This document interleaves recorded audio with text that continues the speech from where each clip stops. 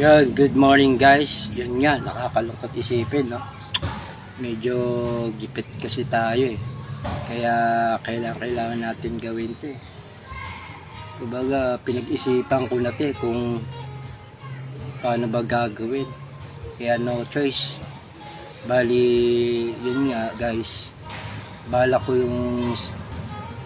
isallatira yung bahay ko. Kasi medyo gipit tayo. Kailangan natin ng pera pang gastos. Kaya no choice eh. Sinabihan ko yung kaibigan ko na magpaskil siya sa bintana namin ng sanlatira para tawag dito, may makakita at magtanong sa mga interesado. Ganun talaga ang buhay.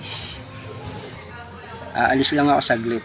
Sana may magtanong dito sa bintana. Diyan siya maglagay para makita. Yan, yung sanlatira.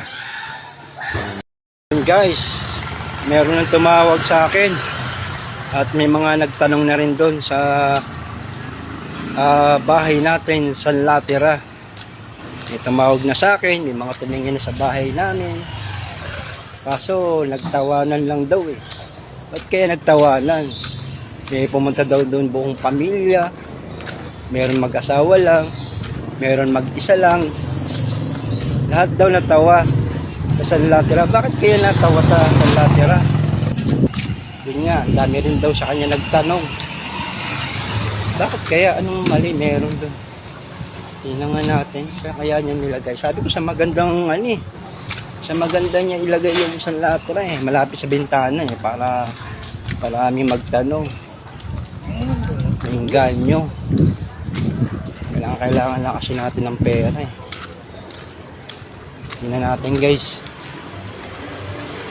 May mga tumawag na rin sa akin kanina eh. Napunta ko dito eh. Umatras daw. Ba't kaya umatras? Saan kaya niya nilagay? Tingnan natin. Oh, bakit wala namang paskil dito? Sabi ko dito siya maglagay. Dito siya maglagay ng sanlatira. Wala naman nilagay. Saan kaya nilagay niya?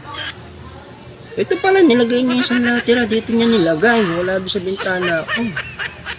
Loko-loko pala yun eh. Dito pala sa kubo ko nilagay. Sa ginawa ko sa bahay kubo. Gagawin sa uta.